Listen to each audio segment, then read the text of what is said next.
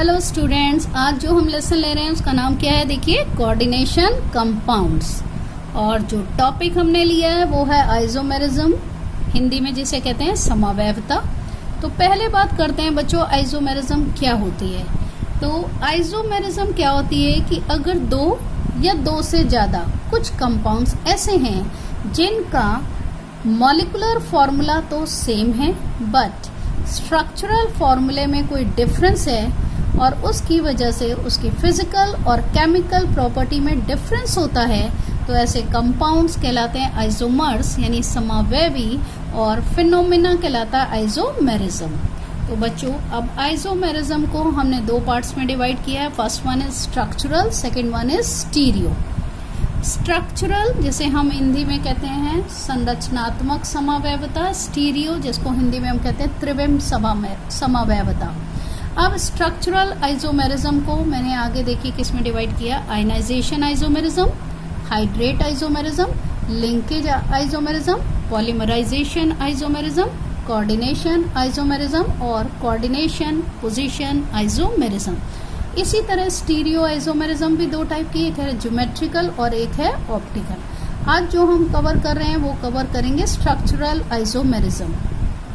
तो बच्चों, structural isomerism word से ही क्लियर है कि ऐसे कंपाउंड जिनके स्ट्रक्चर में डिफरेंस हो तो वो कहलाएंगे स्ट्रक्चरल आइसोमर्स और फिनोमिना स्ट्रक्चरल आइसोमेरिज्म। अब बेटा, इसमें भी मॉलिक्यूलर फॉर्मूला तो सेम होगा ही, ये तो कॉमन पॉइंट है। तो अब इसका जो फर्स्ट पार्ट है मैंने लिया ionisation isomerism. Ionisation isomerism, ionisation means क्या होता है कि कंपाउंड को जब आप वाटर में डिसॉल्व करो यानी उसका एक्वस सॉल्यूशन बनाओ तो क्या होता है, वो अपने डिफरेंट टू आयंस में ब्रेकअप हो जाता है, पॉजिटिव और नेगेटिव आयन में।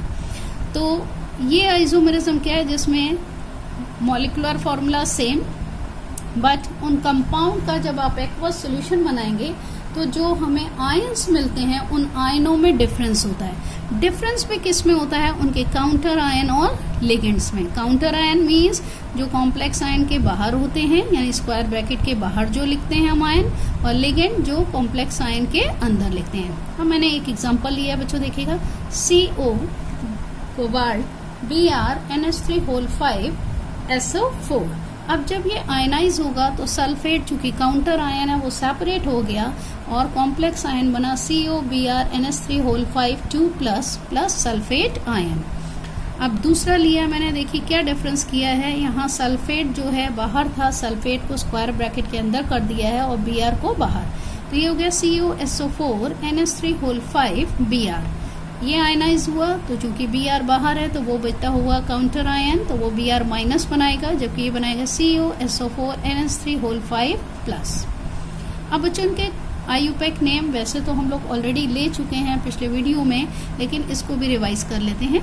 तो देखिएगा, लिगेंड्स के नाम हम अल्फाबेटिकल ऑर्डर में लेते थे, तो इसलिए पेंटा अमाइन क्योंकि ए से स्टार्ट है, देन ब्रोमाइडो, कोबाल्ट, थर्ड सल्फेट। अब थर्ड कैसे आया, अमोनिया की ऑक्सीडेशन नंबर 0, सल्फेट की -2, Br की -1, टोटल हो गया -3।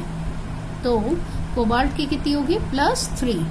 अब बच्चों नेक्स्ट वाले का भी देख लीजिए, पेंटा amine सल्फेटो cobalt third bromide. Now बेटा नेक्स्ट ले रहे हैं, जो दूसरी आइसोमेरिज्म है वो क्या है, हाइड्रेट आइसोमेरिज्म।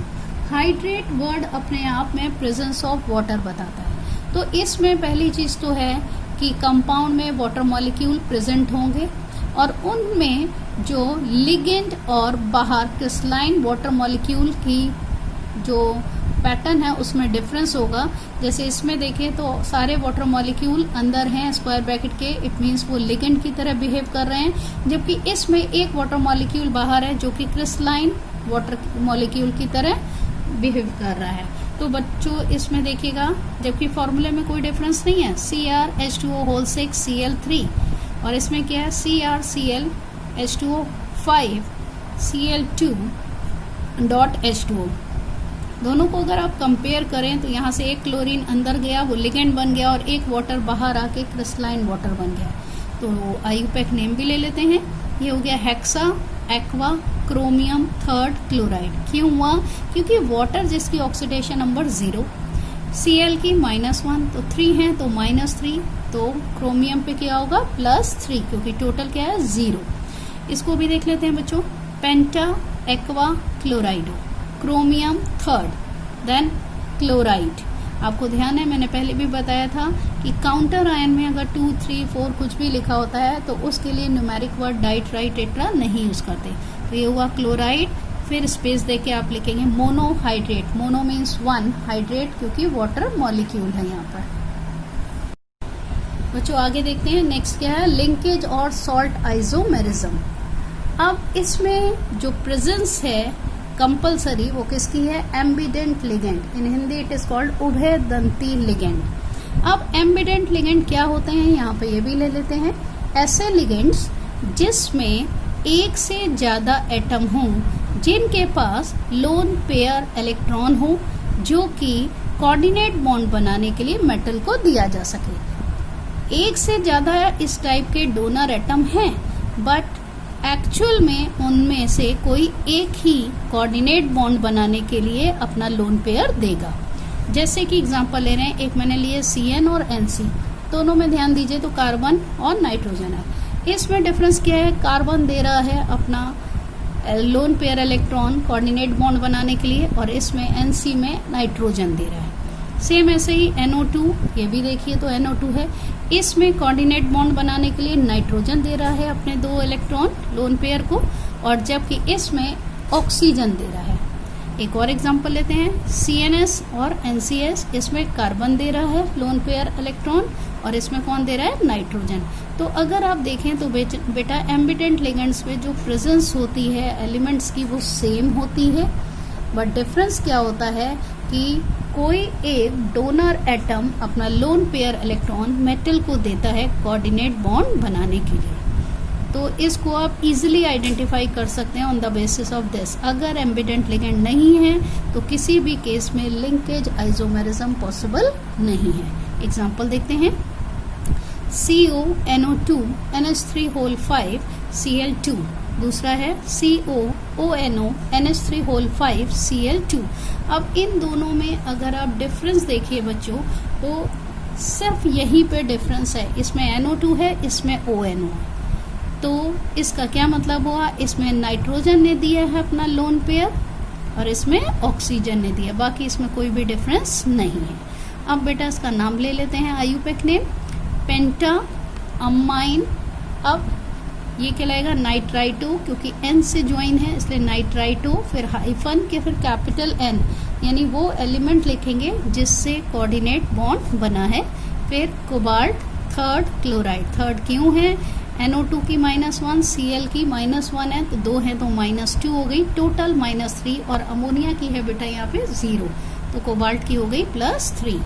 इसमें बहुत स्लाइट सा डिफरेंस है, क्या होगा देखिए, पेंटा अमाइन नाइट्राइटो ऑक्सीजन, वहाँ नाइट्रोजन था यहाँ ऑक्सीजन, कोबाल्ट थर्ड क्लोराइड। आगे लेते हैं बच्चों, पॉलीमराइजेशन आइसोमेरिज्म। ये एक ऐसी आइसोमेरिज्म है जिसमें मॉलिक्यूलर फॉर्मूला सेम नहीं है, इसकी जगह क्या है, स्टोइकियोमेट्रिक कंपोजिशन सेम है। अब बात करते हैं ये स्टोइकियोमेट्रिक कंपोजिशन का क्या मतलब होता है। इसका मतलब है जो भी एलिमेंट या आयन प्रेजेंट हैं उनका जो रेशो है वो क्या है, आप देखोगे वो सेम है। जैसे एग्जांपल में देखते हैं, पहला मैंने लिया है PtCl2 NH3 दूसरा है PtNH3 PtCl4। अगर आप पहले में देखें तो Pt प्लेटिनम 1 है, क्लोरीन 2 है, अमोनिया 2 है। दूसरे वाले में प्लेटिनम डबल हो गए 2, अमोनिया फिर डबल हो गए 4 और क्लोरीन भी डबल हो गए 4। तो अगर हम रेशो देखें प्लेटिनम, अमोनिया और क्लोरीन का, तो इसमें क्या है 1:2:2 और इसमें क्या है 2:4:4। तो ओवरऑल कंपोजिशन रिमेन्स सेम। अब बात करते हैं नाम की, तो इसमें आप देखिए 2 अमोनिया है तो डाई अमाइन, Cl2 है, डाई क्लोराइडो प्लेटिनम 2 होगा, क्यों होगा, क्लोरीन पे है -1 तो 2 पे हो गया -2 और अमोनिया की अगेन 0 तो प्लेटिनम की हो गई +2। बच्चों नेक्स्ट देखते हैं PTNS3 होल 4 PTCl4। इसमें दोनों ही कैटायन एनायन क्या हैं, आपके कोऑर्डिनेशन कंपाउंड्स। तो देखिएगा कैटायन एनायन दोनों ही कॉम्प्लेक्स हैं। तो इसमें देखते हैं पहला क्या है, tetra amine platinum second, tetra chlorido platinate second. अब आपको लगेगा कि पहले तो मैंने सेकेंड कहाँ से लिया, क्लियर कर दें। अमोनिया की है 0, Cl की है -1, 4 है तो ये हो गया बेटा -4, और 2 प्लेटिनम है तो 2 प्लेटिनम की हो गई +4, तो 1 प्लेटिनम की हो गई +2। दूसरी बात यहाँ पे देखिएगा, मैंने प्लेटिनम नहीं प्लेटिनेट लिखा है। आपको मैंने पहले भी बताया था कि अगर एनायन कॉम्प्लेक्स होता है तो मेटल के साथ 8 वर्ड लगता है, इसीलिए इसको कॉल किया प्लेटिनेट, जबकि इसको कॉल किया प्लेटिनम। नेक्स्ट देखिएगा बच्चों, कोऑर्डिनेशन आइसोमेरिज्म। इसमें क्या खासियत है, कैसे हम देख के आइडेंटिफाई कर सकते हैं। तो इसमें कैटायन और एनायन दोनों ही क्या होंगे, कॉम्प्लेक्स।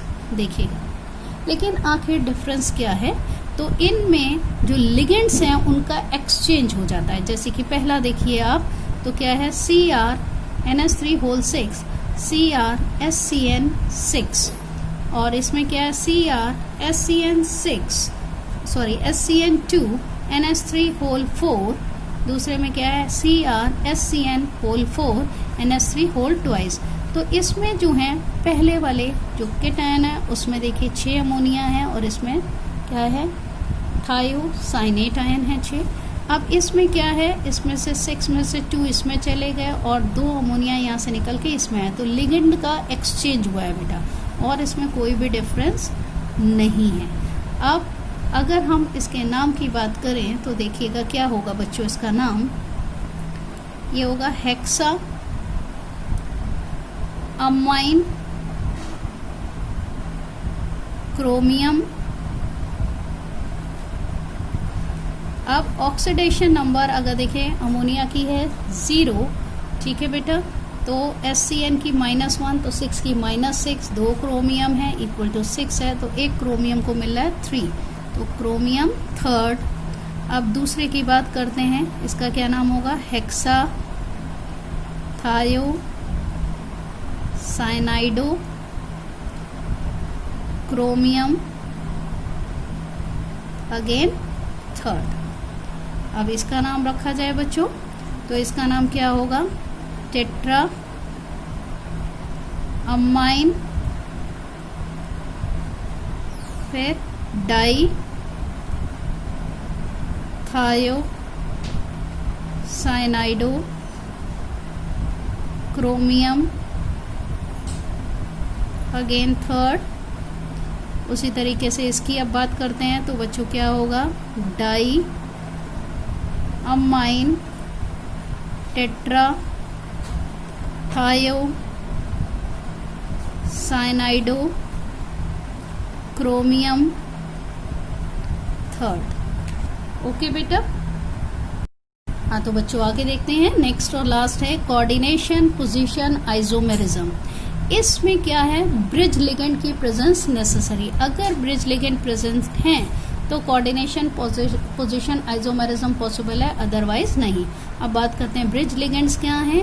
ब्रिज लिगेंड्स ऐसे लिगेंड्स हैं जो 2 डिफरेंट मेटल्स को कनेक्ट कर रहे हैं। तो आप इसमें देखिएगा, इसमें क्या है, NS3 whole 4 CO OH। OH जो है ब्रिज लिगेंड है, यहाँ एक कोबाल्ट से जुड़ा है, यहाँ पे दूसरे कोबाल्ट से। सिमिलरली Cl यहाँ पे ब्रिज लिगेंड है, यहाँ पे भी कोबाल्ट से जुड़ा हुआ है और यहाँ पे भी कोबाल्ट से। और ये आगे क्या है, NS3 होल ट्वाइस Cl2, और बाहर क्या है SO4 जो कि है क्या है आपका काउंटर या सिंपल आयन। अब दूसरा वाला देखते हैं, इसमें और इसमें डिफरेंस क्या है वो भी ध्यान से समझिएगा। यहाँ पे जो लिगेंड्स हैं उनका एक्सचेंज होता है, तो यहाँ से एक क्लोरीन इसमें चला गया और एक अमोनिया यहाँ से निकल के इधर आ गया। ओवरऑल लिगेंड्स का अदला बदली हुई है, बट वो कॉम्प्लेक्स आयन के अंदर ही हुई है, बाहर काउंटर आयन से कोई एक्सचेंज नहीं हुआ है। अब इसमें नाम रखते हैं बच्चों, टेट्रा अमाइन कोबाल्ट थर्ड, ठीक है। अब थर्ड क्यों आया है अभी लेते हैं। फिर ब्रिज लिगेंड को कैसे रिप्रेजेंट करते हैं, हाइफन म्यू हाइफन OH को पढ़ेंगे हाइड्रोक्सो, अब इसको पढ़ना है तो hyphen mu hyphen chlorido, then di amine chromium di chlorido cobalt third sulphate. अब बात करते हैं थर्ड कैसे आया। तो अगर बच्चों आप ध्यान दो तो 1 - 1 इस पे है, 1 इस पे है, जो 2 और 1 इस पे हो गए यानी 4 और 2 इस पे हो गए 6। टोटल माइनस है 6, अमोनिया के 0, तो प्लस में भी कितना हुआ 6। तो कोबाल्ट के यहाँ 2 एटम है, तो हर कोबाल्ट की कितनी हो गई ऑक्सीडेशन नंबर 3। अब बच्चों नेक्स्ट देखते हैं ClNH3 होल थ्राइस है, इसको पढ़ेंगे ट्राई अमाइन, ये हो जाएगा chlorido cobalt, then again third hyphen mu hydroxo hyphen mu chlorido, then अब हम इसको पढ़ेंगे tri amine chlorido cobalt third sulphate. तो बच्चों ओवरऑल जितना भी हम लोग ने आज पढ़ा उसमें एक थी आयनाइजेशन आइसोमेरिज्म, उसमें क्या था फिर से रिवाइज कर लीजिएगा।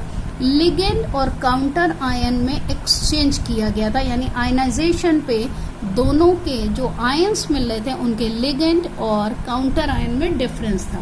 दूसरी हमने ली थी हाइड्रेट आइसोमेरिज्म। हाइड्रेट आइसोमेरिज्म में क्या था, वाटर के मॉलिक्यूल थे, उनमें डिफरेंस क्या था, किसी एक में water molecule as a ligand थे और दूसरे में क्रिस्टलाइन वाटर की तरह बिहेव कर रहे थे। थर्ड वन हमने ली थी लिंकेज या सॉल्ट आइसोमेरिज्म, उसमें एम्बिडेंट लिगेंड की प्रेजेंस मस्ट थी, अदरवाइज लिंकेज आइसोमेरिज्म नहीं हो सकती। फोर्थ वन हमने ली पॉलीमराइजेशन आइसोमेरिज्म, जिसको आप और जल्दी पहचान सकते हो क्योंकि उनका मॉलिक्यूलर फॉर्मूला सेम नहीं था बल्कि उनका स्टोक्योमेट्रिक कंपोजिशन सेम था, यानी उनके अंदर जो एलिमेंट या आयन है उनका रेशियो सेम था।